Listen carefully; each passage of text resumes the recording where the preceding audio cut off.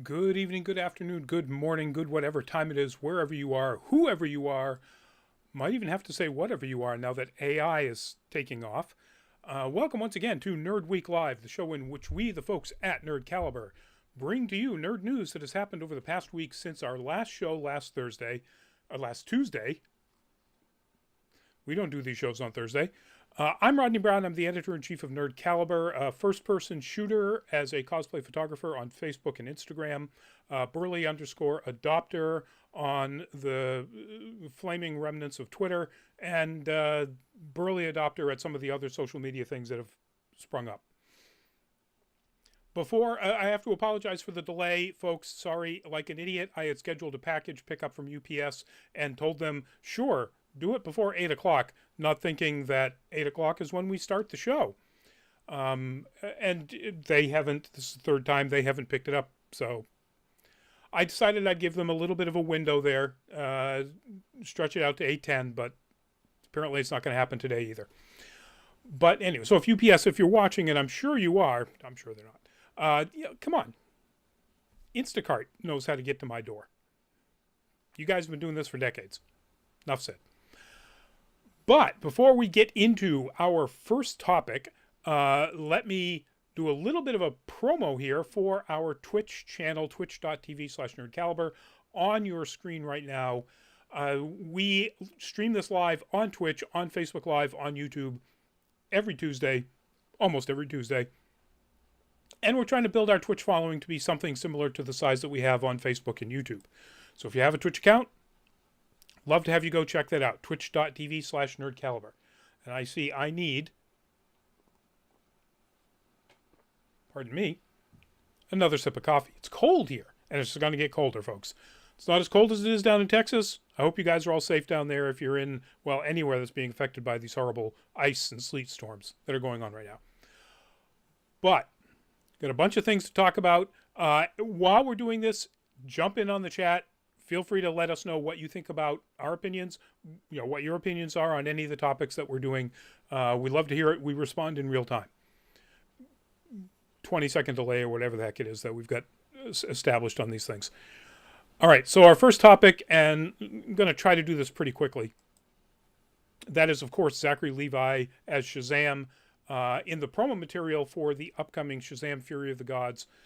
And the news is about a tweet that he did on Twitter, it's where you do tweets, on Saturday and then Sunday, a follow-up of this past weekend. And before I get into that, I've got to say, also on Sunday, he tweeted out the fact that after a long battle with cancer, his father passed away. Our condolences go out to him, to his family, his friends, anybody who knew his father and cared for him. So we're going to do this pretty quickly so it doesn't seem like we're dumping on or jumping on somebody who's currently in the midst of what would assume be a mourning period. But he did make these tweets. So on Saturday, he quote tweeted a tweet from somebody who said, somebody is Lyndon X is the account, said, "Do you agree or not that Pfizer is a real danger to the world?" Levi quote tweeted that with hardcore agree and then sort of like the neutral not smiley face. All right. That doesn't come right out and state that he is an anti-vaxxer. And he does try to attempt to clarify what he means by that in a follow-on tweet the next day. But the person he is retweeting, this Lyndon X, is a known Putin sympathizer and Russian apologist. So that doesn't look good. The next day, he tweeted as an explanation, this is just one example of what I'm referring to, in this case with a sheepish, I think is the emoji. And it's a link to a Justice Department filing of when they had announced what they call the largest healthcare fraud suit against Pfizer and its subsidiary Pharmacia and Upjohn Company. Okay, well, that's really terrible. That's fraud. It's not a real danger to the world. It's a real danger to the pocketbooks of investors or people who are customers of Pfizer, I guess. So that seems a little disingenuous, but okay. Um, I wasn't really going to get into this so I did a look up. It's like, really, I don't remember Zachary Levi being like an anti-vaxxer. So back in 2020, right after the election, Levi made another tweet that basically said, it's like, hey, Dems, your side won big time, but, the other side is really hurting right now. So, you should try to be more considerate of them. He got a ton of heat for that. Tried to clarify that he was, in his words, not a conservative and not a Trump voter. Take that for what you will.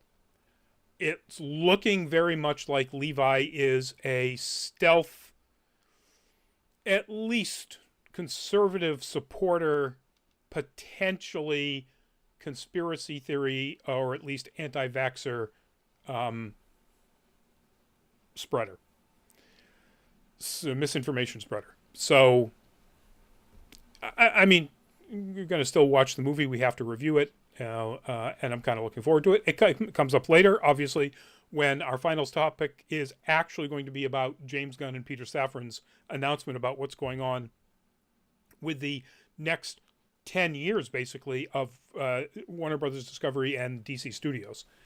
So it will come up again.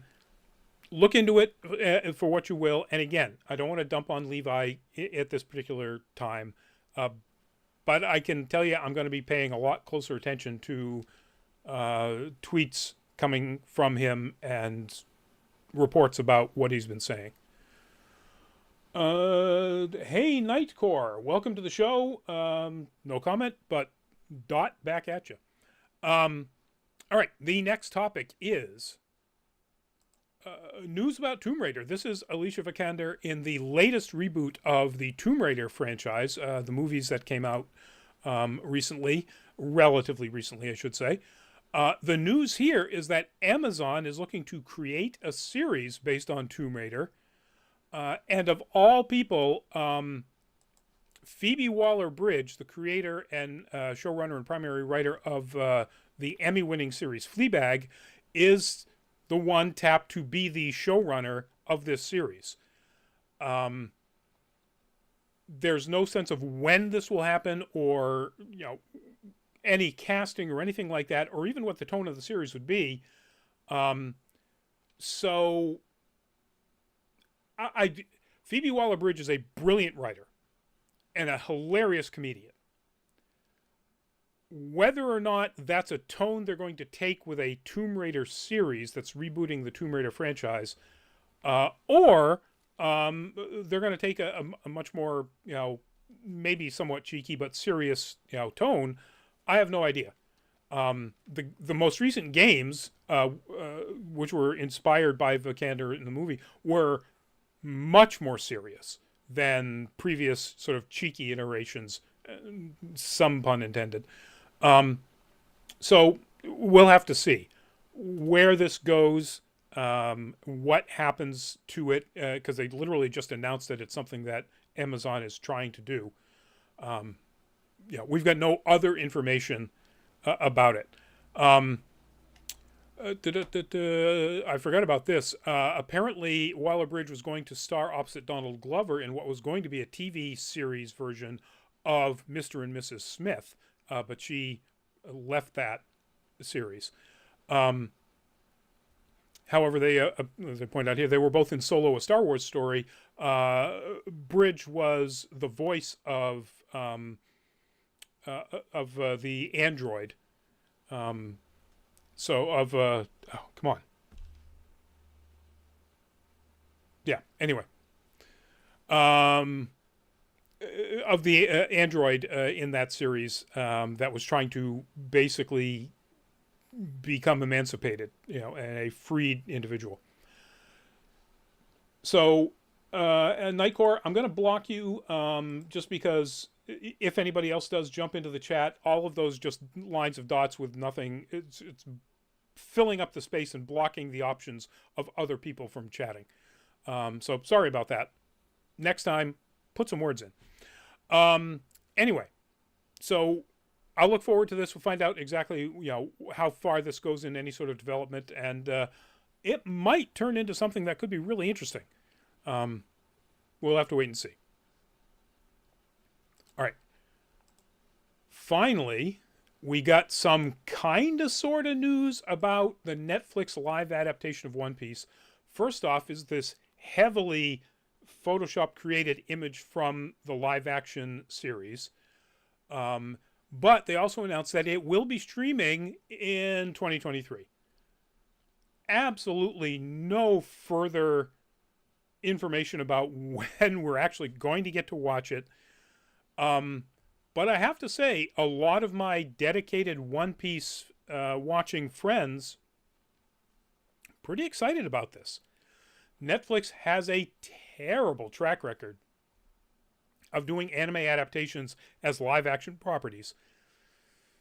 And so we'll have to see how this works out. But based on everything, people have seen that are very familiar with this show, with the anime, I am not one of those people. There are way too many episodes for me to jump into and try to watch this. So I'm not going to get into it at this point. I'll come in on the live action and see how it goes. But those friends of mine that have seen all the episodes of the anime and read all the manga and everything else really think this looks pretty good for a Netflix live action adaptation. So we'll have to see. That's pretty much all they put out there.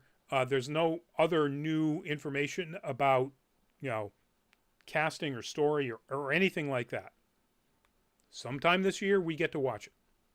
And that's better than what we've had since the last, images of the production came out there where they're doing it in South Africa. So, One Piece. Sometime this year. All right, this is another real quickie. Got to do this without any spoilers whatsoever, but this is obviously a scene from the HBO series The Last of Us, and the news is that after the second episode aired last Sunday, not this most recent Sunday, but the one before that, they announced that they were renewing the series for a season 2. We now know that the third episode is the third episode in a row in which the viewership, already very high, has climbed even higher. There were more viewers on the second episode and even more viewers on the third episode. Given how painfully, incredibly emotionally impactful both the second episode and even much more so the third episode was, we'll have to see if they keep that growth up. But it's now in, I think, one of the top 5 most watched per episode series of anything on HBO. So, good for them. If you're not watching it, it's fantastic. It is just amazing. Everybody involved is wonderful. Whatever the complaints anybody has about Bella Ramsey, they're idiots. She is... The fact that she can do such a pitch perfect, 11-year-old, United States snotty teenager voice and accent, when what we know of her is her character from Game of Thrones, which is the broadest Northern English accent you've ever heard. King of the North, or however she says it. I can't even come close to pronouncing how she says it. She's incredible. Everybody in this is fantastic. If you're not watching it, watch it. If you can handle the emotional trauma, it's a painful show to watch. Put it that way. But yeah, we're getting a season 2. What they're going to do with the season 2, we don't know. Whether it's going to be because we don't know exactly where season 1 is going to end off. Is season 1 going to be the end of the first game? Is season 2 going to be the second Last of Us Part 2? So, we're not sure. When we find out anything further about that, other than obviously the end of season 1, we'll let you know if they put out anything, as long as it doesn't you know, spoil anything that some people have, who plan to watch it haven't watched. We don't want to do that. But yeah, if you haven't watched it, go watch it. It's just amazing. There are only 3 episodes in. You catch up really quickly. All right, this one is going to take a little bit, but if you've watched the show before, you know that we've already talked about the Dungeons & Dragons open game license controversy. So I'm going to try to do this as quickly as possible.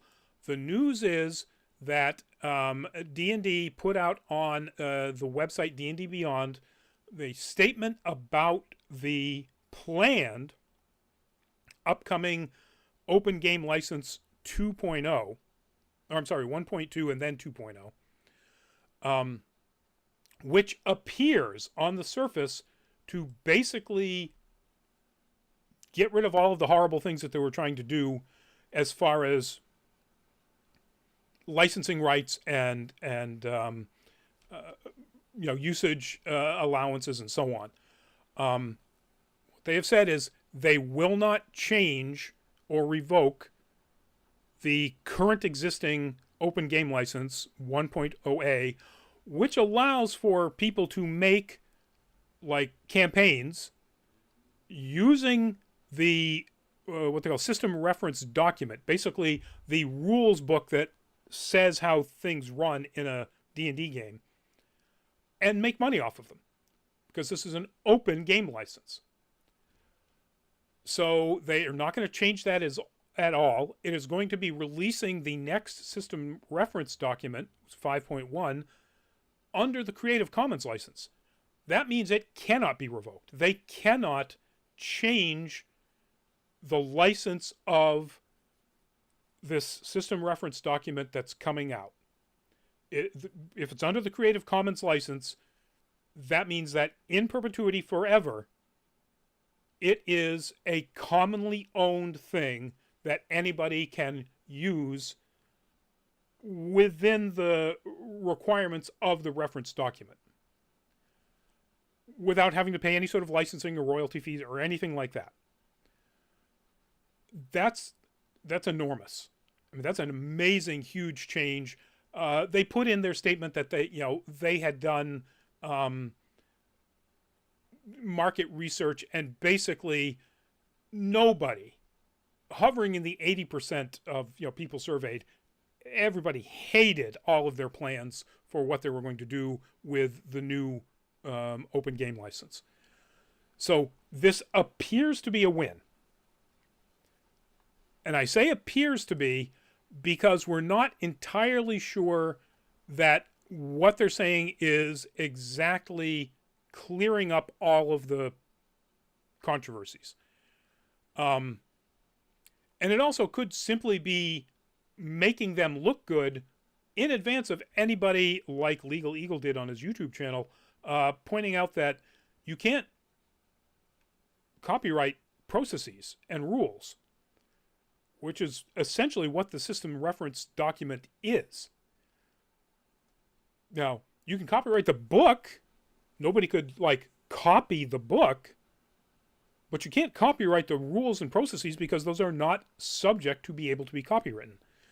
So this may be just them getting out ahead of the idea that, people just go, hey, this OpenGL anyway just doesn't apply because you can't copyright this stuff. So it doesn't matter what license you released it under. It's not copyrightable.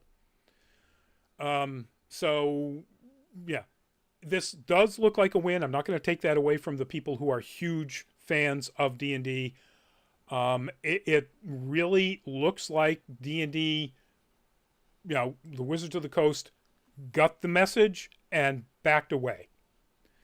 And if that's the case, great. And if they can put into the system reference document 5.1 the things that I absolutely agree that they needed in there, which was controlling certain kinds of use.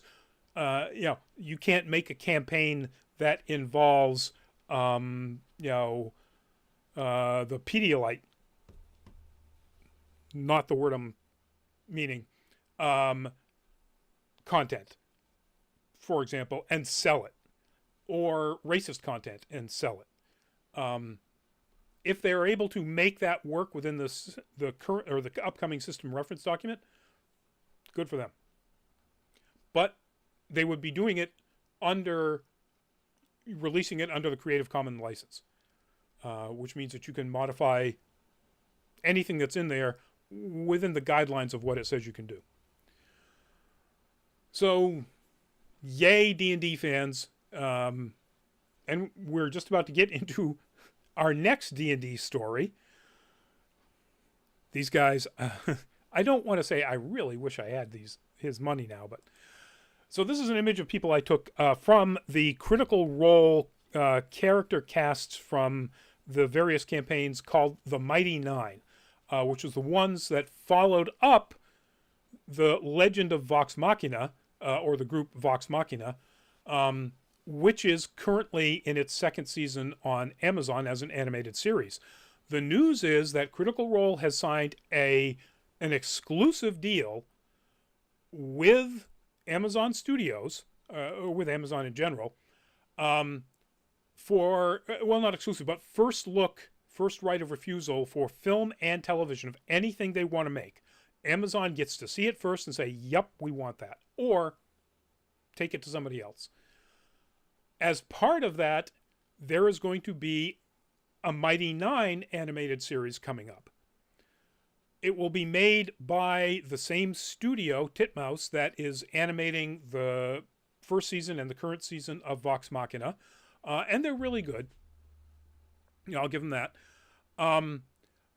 And I'm looking forward to this. I might almost be looking forward to this more than I was looking forward to Vox Machina. Because I haven't started watching the second season of Vox Machina right now. The first season, the humor really turned me off. They leaned so hard into the blue humor. And believe me, I have no problem whatsoever with adult content. But it was so prevalent that it seemed almost like that was the only humor they could think of making. And so they leaned on it really heavily. Hopefully season 2 isn't that bad. I might wait until it's all done and then binge it, or try to binge it and decide whether or not I just want to bail. But the characters of Mighty Nine are really interesting.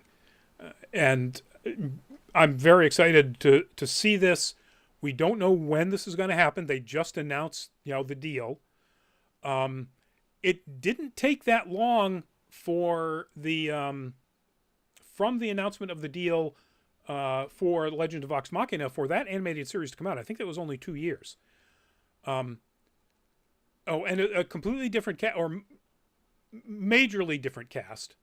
They're showing... Okay, so the picture they're showing in here are the voice actors for the original Vox Machina, and I believe that Mighty Nine has different voice actors, or at least some different voice actors. Critters out there, so the Critical Role fans call themselves, don't at me. Let me know if I'm wrong on that, or what the ratio is of existing to new characters. Matt Mercer, who created the campaigns and the worlds here, he's got to be rolling in it right now and a very happy camper. The Critical Role, this article I'm here is labeling the voice actors that are doing all of the Vox Machina as the founders of Critical Role. That is, of course, Matthew Mercer, Liam O'Brien, Taliesin Jaffe, Marisha Ray, Travis Willingham, Laura Bailey, Sam Riegel, and Ashley Johnson. So good for all of them. Get that Jeff Bezos money and produce, good content. Great content that some people think it is. Like I said, I had my problems with the first season. It certainly wasn't the storytelling or the acting. They were all fantastic. And the guest actors, absolutely amazing. David Tennant for a relatively small part for 2 episodes. So, anyway, if you're a critter, if you love the Mighty Nine, as these cosplayers that were in the image clearly do, this is your day. And probably in a couple of years, it'll be your month. All right, now we're getting to the final topic, and there's an awful lot of stuff in here to go through. So, this is, of course, from The Suicide Squad, James Gunn's reboot, sequel, follow-on, whatever, of Suicide Squad that pretty much launched him into the position that he and his producing partner, Peter Safran, have now as the co-CEOs of the brand new DC Studios. They had promised that sometime in January they would tell us what their plans were for the upcoming, their version of the DCU. And this is what he is calling it, the DC Universe. So, the news is, and Gunn and Safran apparently put these out separately as two different things, Twitter posts, video, Instagram, and so on their various accounts. So, there will be a 10-year cycle that starts with the, as far as a premiere, when we first see the first thing in the cycle, it starts in July of 2015, and the first chapter will run 2015, 2016, 2017, and they're calling them chapters, and that's called Gods and Monsters. Gunn has said their plan will be, during that period, to release 2 movies every year and 2 streaming series on HBO Max every year. It is a connected universe. All of the stories will, at least to some degree, connect to an overarching connected universe story. Hence, it's why it's a 10-year plan. They clearly have the 10-year plan planned out. According to Gunn, even though he's written something, already completely written something else, but according to Gunn, the first thing that we will see is the next Superman movie. It's going to be called Superman Legacy, July 11th, 2025. He's in the process. I think he said he's about halfway through writing it. And he says this is really the start of the DCU, or Safran said that. Gunn says it's not an origin story. It focuses on Superman's balancing his Kryptonian heritage with his human upbringing. He's the embodiment of truth, justice, and the American way. He's kindness in a world that thinks of kindness as old-fashioned. They're going to have to recast this. As we all know, Henry Cavill is no longer Superman. While I mentioned that, he did say that every one of the big 3 tentpole characters and their actors, or the actors of those characters, Cavill, well, actually not the big 3 because he's not, well, maybe Affleck as Batman, but Momoa as Aquaman and Gal Gadot as Wonder Woman, or Gadot as Wonder Woman, they are open to having them come back in those roles in some fashion. Clearly, they will not be the primary characters that will be going forward. They're going to recast Superman. He's going to be a younger Superman dealing with, balancing his Kryptonian heritage with his human upbringing. But the first thing that he's written is a series that's going to be an animated series called Creature Commandos. It's basically will feature a human leader, a werewolf, a vampire, Frankenstein's monster, and a Gorgon. It will also feature Weasel from the Suicide Squad will be on the show. He has said it is based on a group that was introduced in Weird War Tales 93 from November 1980 by J.M. DeMatteis and Pat Broderick. And he has also said that to every extent they can possibly do it, whoever is portraying the character in the animated series, if and when that character also appears in a live action production, it will be the same actor. So, good on you.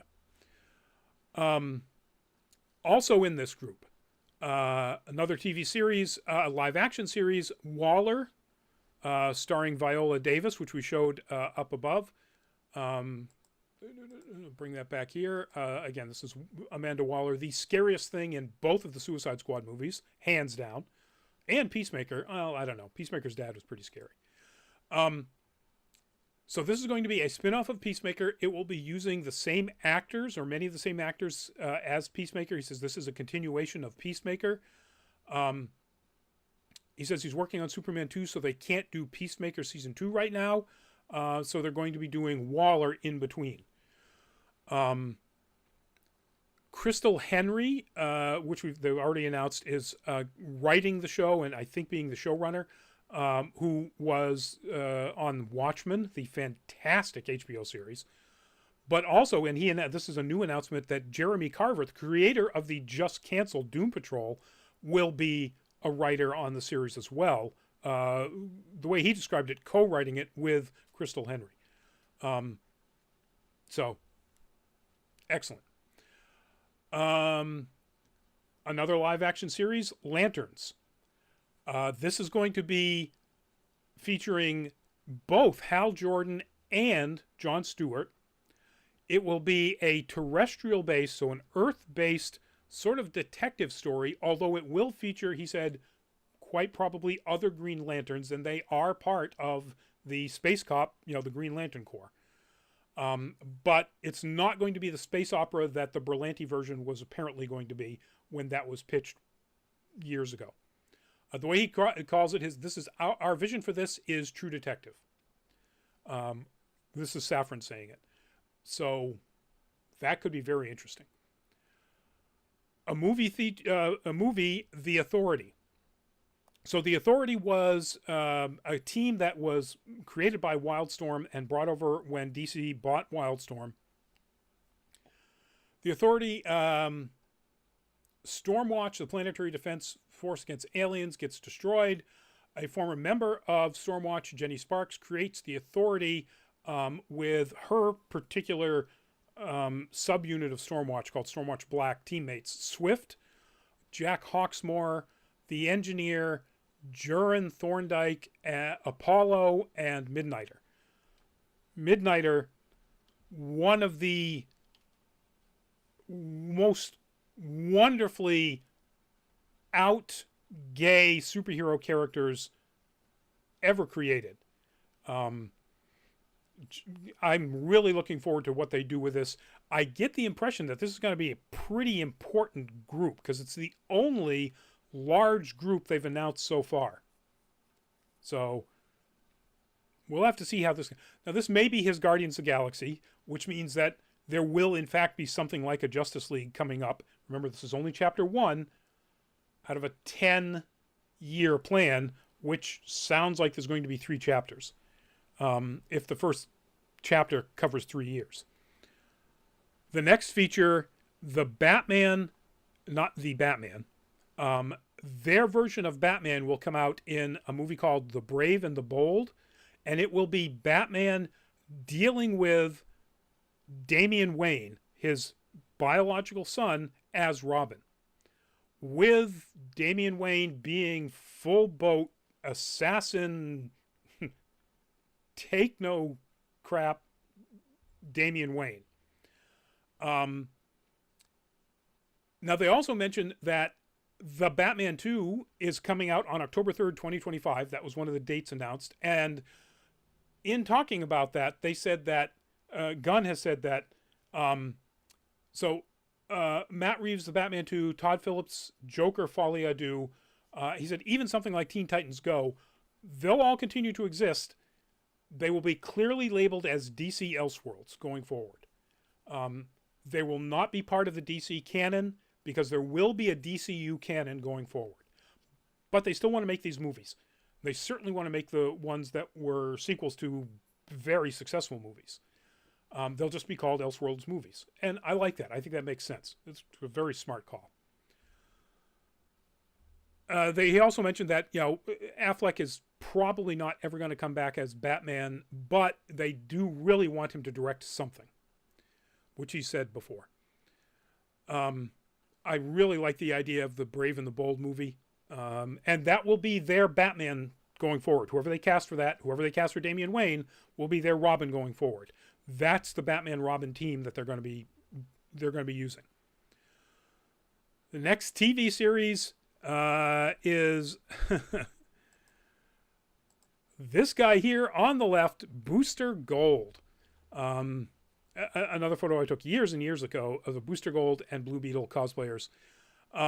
Booster Gold will be HBO Max TV series, and there's not a lot of detail except it describes who Booster Gold is, a loser from the future who uses the future technology that he brings back with him into the present day to, let's say, pretend to be a superhero. As Gunn says it, imposter syndrome as a superhero.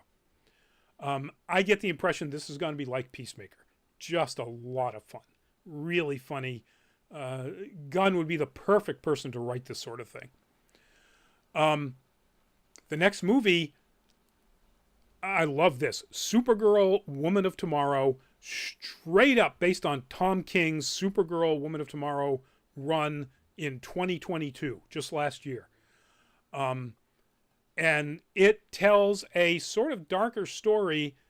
I mean, we know that Kara, Superman's cousin, wasn't raised on Earth. She was raised on a fragment of Krypton that survived and was drifting through the universe. And her life was not good.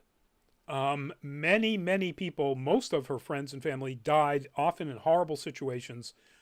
So by the time she actually does come to Earth as someone who is younger than Superman currently is, time dilation and stuff like that, she's a lot more jaded than he is. And it'll be interesting to see if they also have, technically in the comics, at least up until whatever's happened to Superman recently, she is canonically more powerful than he is. Not by a ton, but enough that it's noticeable. So I'm really looking forward to this. I think this is fantastic. I love the idea. I mean, I don't think, I haven't read the Tom King comic, but I don't think that they're going to go like Hit Girl level of, you know, a rated R super jaded young person. But there's a lot of in between there and cartoon Supergirl. And the last movie that they've announced, they will be making a film version of Swamp Thing. This will be, according to Gunn, the origin story of Swamp Thing. And while this will be, you know, the way he describes it, as much, much darker than anything that, you know, is otherwise described in any of these stories, it will be part of the DCU canon and will fit into the overarching larger DCU story. So that's basically what these guys have laid out. I really like the ideas here. I've seen some criticisms that, you know, the Swamp Thing series was, and it was pretty good. Then they, of course, just canceled it, and now they're going to do a movie. That sucks. They should bring the series back. It's not Gunn's plans. We're going to get a good Swamp Thing, I'm sure. And it's going to continue to be part of the DCU movies and series and whatever. Then that's great. He has said that anytime anybody is cast in a major role in any of these, whether it's a movie or a series, if that character crosses over into any other property, whether it's a movie or a series, it will be played by the same actor to whatever extent that that's possible to achieve. Things happen. And I like this. I think this is a really good plan. I think it's an excellent, solid plan. And he's also said that the movies that are currently in production that are technically right now in DC canon, like The Flash, like Shazam! Fury of the Gods, and the Aquaman sequel, Aquaman 2, whatever it was, Lost City or something, will feed into the DCU. They won't be considered Elseworld stories. They will be considered stories that make up what will be the DCU going forward.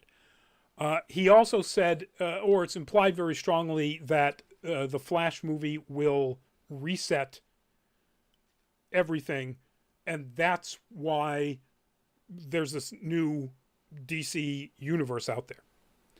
So even though they've said it's basically not Flashpoint, it sounds kind of like it's Flashpoint. Or Crisis on Infinite Earths or something like that. But it's definitely something that involves a change to the state of the current universe. Fictional DC universe.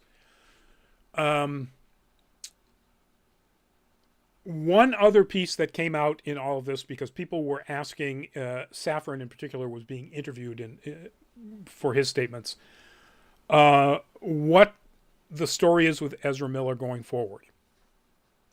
And the statement is that it's a waiting game.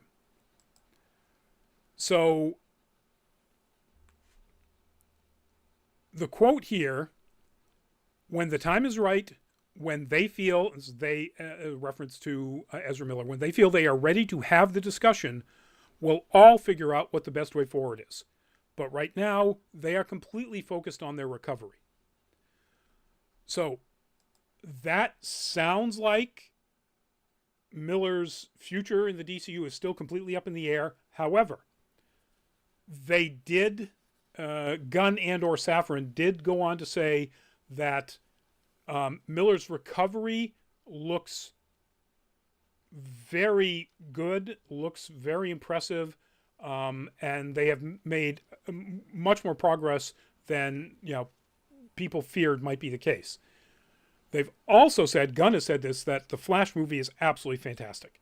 It's one, I think he described it as possibly the best superhero movie he's ever seen. So those two things taken together kind of offset we'll just have to have this discussion if and when Ezra Miller is up for this discussion. And make that sound a little bit like PR glad-handing. We don't know that. We're reading in between the lines. It could go either way. Miller could literally be on a knife's edge, which is the implication they're trying to give with that statement about we'll have the discussion when they are ready for it.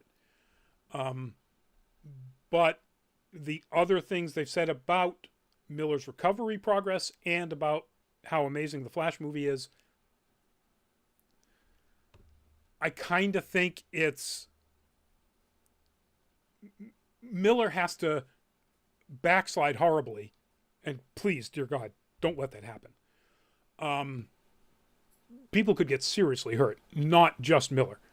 But Miller would have to backslide terribly for them to not, for DC, for Gunn and Safran to not take them along with the story into the future. But then again,